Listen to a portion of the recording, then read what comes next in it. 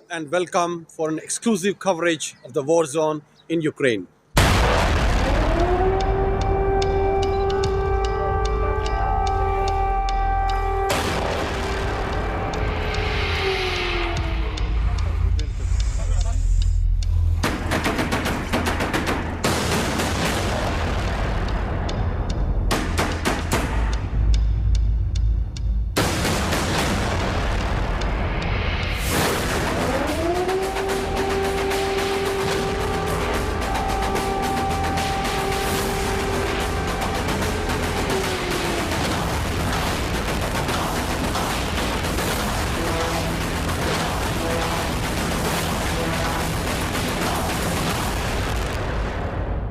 In the image, it looks like how Ukraine is giving it back to Russia. Today, a Mi-35 helicopter of the Russian army was shot down by the Ukrainian troops. It looks like the Stinger missiles supplied by the Americans to the Russian forces are in action.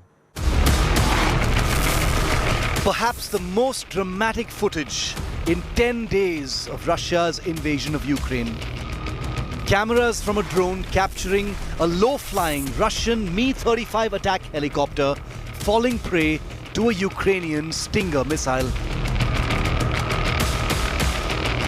The chopper, flying at low altitude to avoid radars, to avoid eyes, meets a devastating end. The Stinger missile, supplied by NATO with infrared homing systems, hitting the helicopter with deadly accuracy.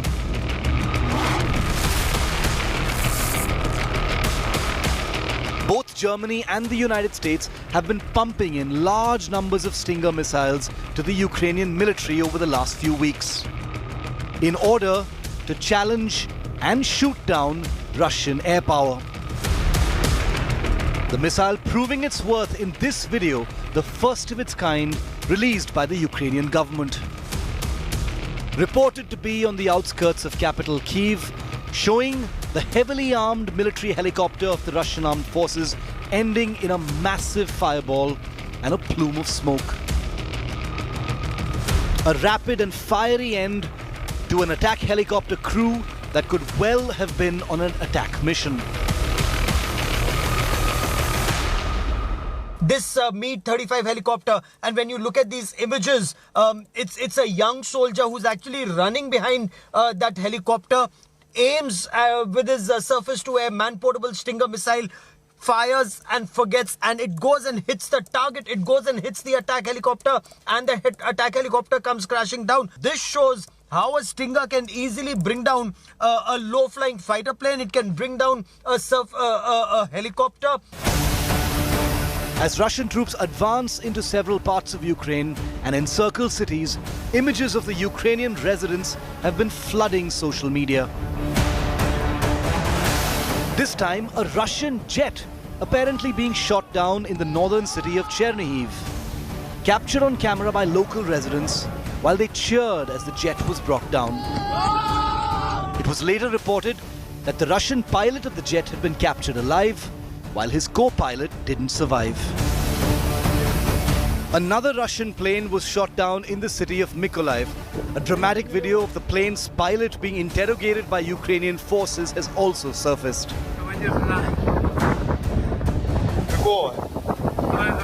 Какой часть? 59-88, Откуда сам родом? Прям родился родом? Да. Meanwhile, Ukrainian President Volodymyr Zelensky claims in a televised address Ukraine has captured, wounded and killed over 10,000 Russian soldiers since the start of the invasion. Almost 10,000 Russian soldiers killed. 10,000. This is dreadful. There's plenty of fighting, airstrikes, basically an everyday occurrence all over Ukraine. Again, that's why Ukraine repeats its demand to close off the sky for the Russians. Russians are using those planes to hit civilian targets, pedestrian districts. Reality is this is battle that is raging all over Ukraine, and Russians are using their air power advantage to push at the civilians like no time since the Second World War. President Putin, meanwhile, has blamed the United Kingdom for triggering the military conflict. Can Ukraine successfully resist the overwhelming and intensifying scale of the invading force? With Gaurav Sawant and Rajesh Pawar in Kyiv, Bureau Report, India Today. American origin missile that's built in America, also built in Germany and Turkey. These particular missiles have been supplied by both the United States and Germany. The Stinger is a man-portable air defense system. It's lightweight and it's shoulder fired. Basically, soldiers carry it on their shoulders and then the missile pops out of a launcher tube. It can be very rapidly deployed because it's so small and light. It's highly mobile. It has a range. Advanced versions of it have ranges of up to 8 kilometers. It's basically a heat-seeking missile. So once it's fired, it seeks the heat of the engine of the aircraft, of the helicopter, and then brings it down. It can hit targets of up to 11,000 feet in height, even though, as you saw in this particular video, that helicopter was flying just a few hundred feet in the air. Highly effective, of course, against jets, helicopters, and drones. It's been supplied by NATO to the Ukrainians. Like I said, built in the United States, Turkey, as well as Germany, but it's Germany and the United States that have been supplying all of these missiles to Ukraine. Heart-stopping images of Russian Su-25S hitting the outskirts of Kyiv in precision strikes. It looks like that these airstrikes are clearing the way for a full-scale ground invasion of Kyiv.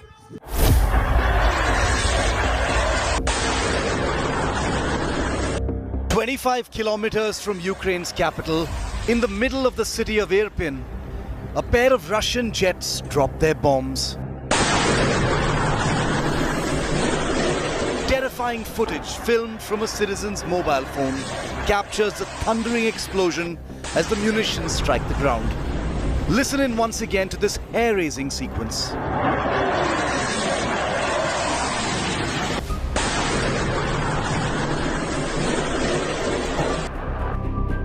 Another video of the same attack or similar strike in Irpin has been captured on mobile camera from someone in their home. The unsettling clip captures the bombs hitting the ground and the two jets then streaking away. The fighters doing the dropping are believed to be Russian Air Force Sukhoi Su-25 strike aircraft designed to provide close air support to Russian ground forces. In the absence of Russia's more formidable air superiority fighters, Su-25 jets appear to have been deployed for maximum airstrike duties in the current conflict.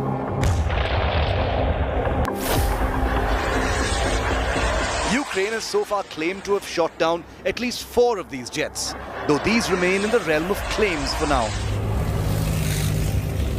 The video footage of the airstrikes near Kyiv suggests that Russia has begun to bomb areas very close to the Ukraine capital, closing in on Kyiv that could soon be encircled also from the ground. The combination of brute strength on the roads and strike weaponry from the air is being seen as a visible escalation in the battle to make Kyiv bend. I was in Irpin yesterday and I was not allowed to film there because Russians are too close.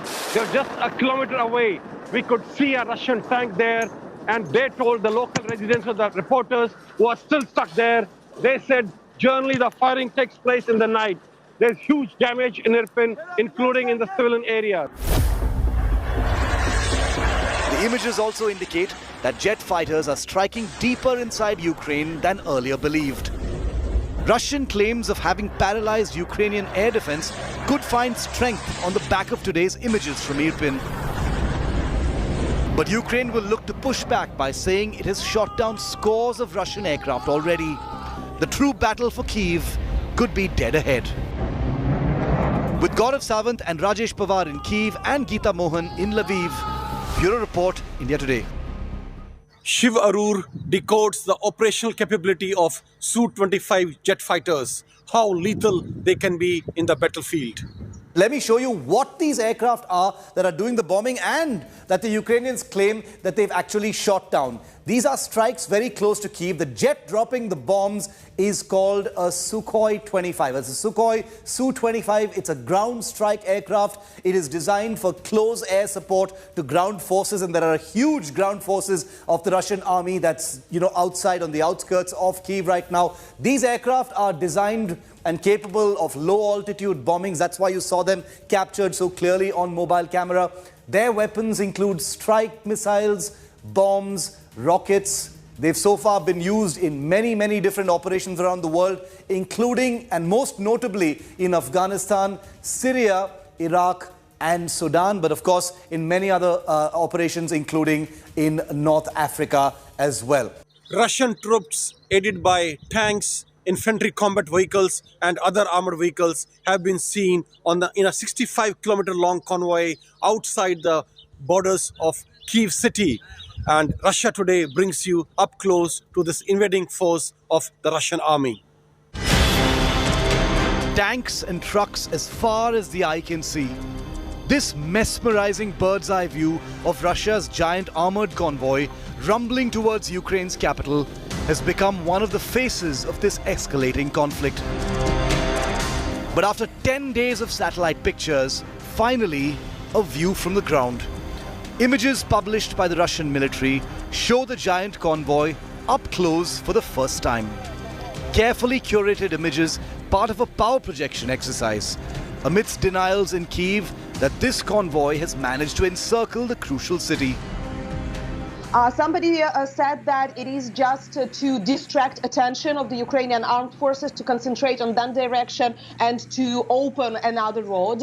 The second version is that Russians are trying to regroup because now they have quite a dispersed forces around Kyiv, and they are trying to regroup to accumulate the forces that they need for the big strike. In his delusional mind, he does believe so. That wouldn't be true because even if he pretends to, take over Kyiv and claim that this is the new ruler, whatever he would that would not change the will of 40 million Ukrainians who are fighting against that right now.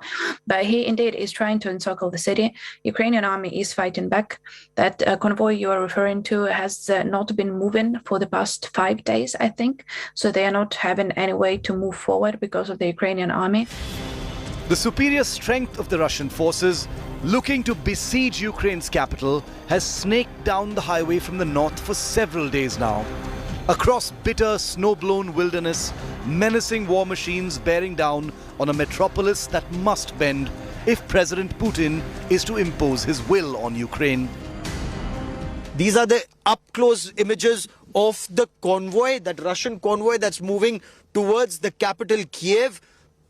In some places, it's extremely close to Kyiv. One information that we have received is indicating that a part of that convoy is virtually now on the outskirts of Kyiv. The logistics challenge that was being pointed out initially, that seems to have been overcome. The convoy is populated with battle tanks, armored personnel carriers, and utility trucks carrying troops, rations, and weapons, perhaps for the long haul. While Kyiv city itself hasn't been damaged much in 10 days, the suburbs and outskirts have been pounded by missiles, shells and rockets for days together. The Hostomel air base to Kyiv's north has also evidently been overrun by Russian forces.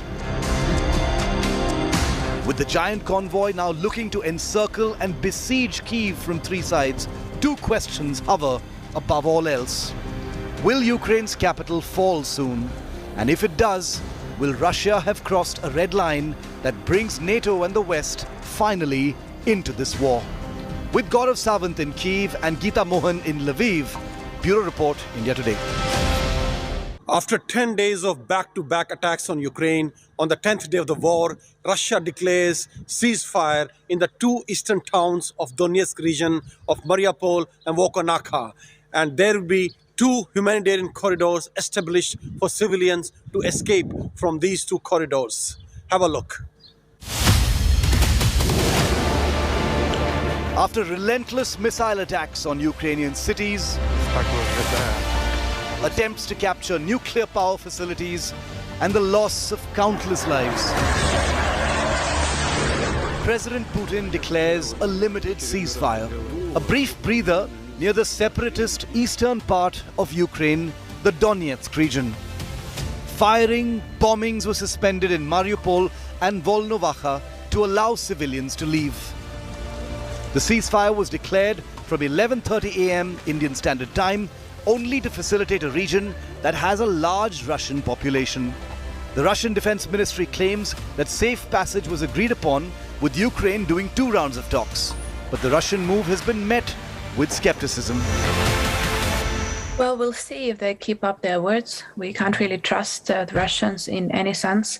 But I do hope that the families with children, particularly from Mariupol and Volnovakha, would be able to leave.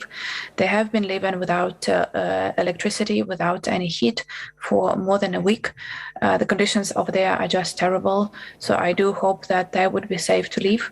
But that's not near close to the solution to the war as we are seeing it. Maybe this would mean that also other humanitarian corridors would be created, but for the time being, the Ukrainian side, we don't have any confirmation from the Ukrainian side.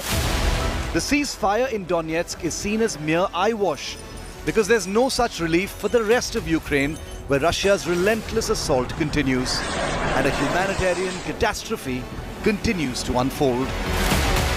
With Gaurav Sawant in Kyiv and Geeta Mohan in Lviv, Bureau Report, India Today.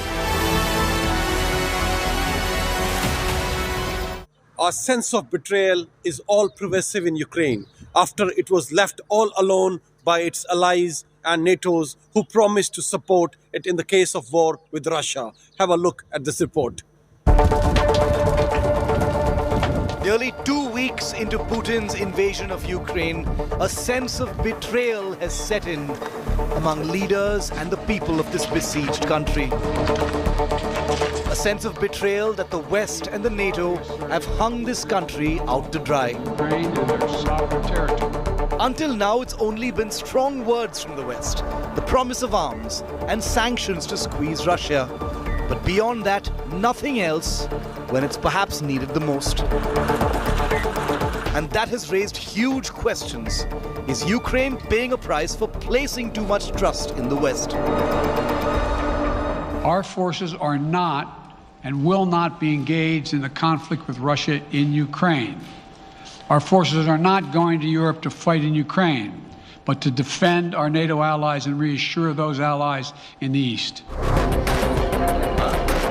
Ukraine was sold dreams of a place in NATO and membership in the European Union.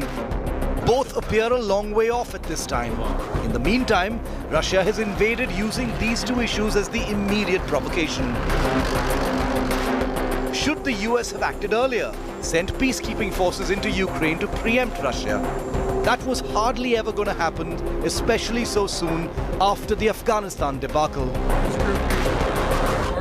Betrayal from the West, because we were promised the security assurances when we gave up our weapon in 1994, because Ukraine was a nuclear weapon power and we voluntarily gave that up, and instead the United Kingdom and the United States were promising that they will assure our security in case someone tries to attack us. Now we are under attack literally from air and we are getting nothing. But Ukraine had still lived in some hope. From his bunker in Kyiv, President Zelensky has urged NATO to set up a no-fly zone over Ukraine. The US-led NATO has rejected the demand, leaving Ukraine once again to fend for itself against the Russian Air Force that has just showed itself on the outskirts of Kyiv.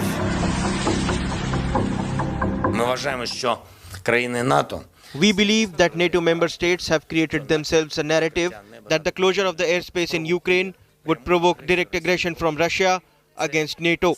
It's self-induced hypnosis of those who are weak and lack confidence, even though they can possess arms stronger than ours. The NATO, quite evidently, is unwilling to be dragged into a war in Eastern Europe, using the excuse that it's a defensive alliance. But the same NATO had no qualms in having boots on the ground in the Middle East. In Europe, obviously, it's a different ballgame. NATO does not want to risk escalation of a war by joining it. We are not part of this conflict. And we have a responsibility to ensure it does not escalate and spread beyond Ukraine, because that would be even more devastating and more dangerous. We living in a new reality. It's a third world war.